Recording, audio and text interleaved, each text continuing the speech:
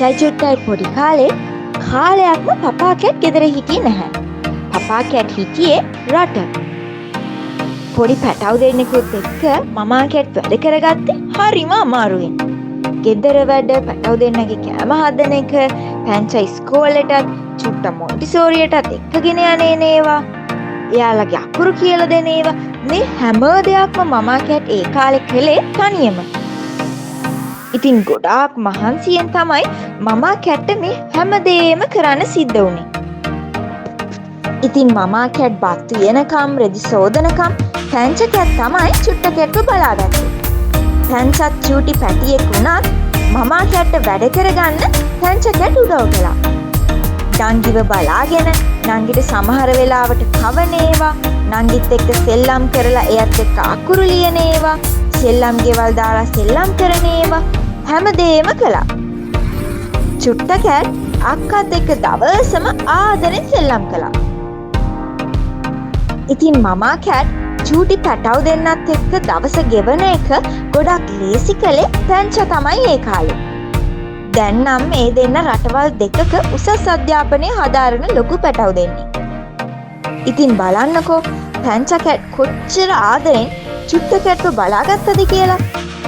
දැනටත් පැංචා චුට්ටට ගොඩාක් ආදරේ. චුට්ටත් පැංචට ගොඩාක් ආදරේ. දවසේ එකපාරක් හරි එයාලගේ දුක සැප බෙදා ගන්නම හරීම ආදරෙන්.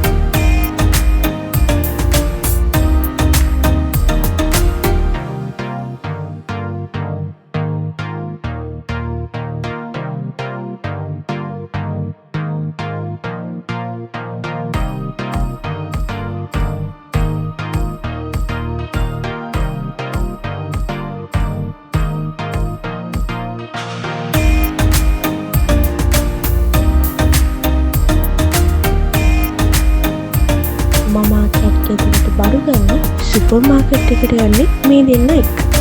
මොකද මේ දෙන්නව තනියම ගෙදර තියලා යන්න බැහැනේ. චූටි පැටව දෙන්නෙක්නේ. ඉතින් මමා කැට් සුපර් මාකට් එකෙන් බඩු අරගෙන එනකම් මේ දෙන්න ඉන්නේ ප්ලේ ඒරියා එකේ. පැංච කැට් තමයි චුට්ටවත් බලාගෙන සෙල්ලම් කරන්නේ මමා කැට් එනකම්. ඉතින් යාළුවනේ, ඔයාලා මමා කැට්ගේ මේ වීඩියෝ එකට කැමති වුණා නම් මේකට ලයික් කරලා, ෂෙයා කරලා, සබ්ස්ක්‍රයිබ් කරන්නත් අමතක කරන්න එපා. ඒ වගේම මතක ඇතුව බෙල් අයිකන් එක ක්ලික් කරලා ඔයාලට අලුත්ම වීඩියෝස් එසනින්ම ගෙන්ව ගන්න ලෑස්ති වෙලා ඉන්න. ඒ වගේම පහළ කමෙන්ට් සෙක්ෂන් එකේ ඔයාලගේ අදහස්, යෝජනා, ඒ වගේම මේ වීඩියෝ එක ගැන තියෙන කමෙන්ට්ස් ලියලා යන්න අමතක කරන්න එපා. මොකද මමා කැට් ගොඩාක් ආසාවෙන් බලාගෙන ඉන්නවා ඔයාලගේ කමෙන්ට්ස් එනකම්. එහෙනම් අලුත් වීඩියෝ එකකින් හම්බ වෙනකම් අදට ගිහින් එන්නම් යාළුවනේ.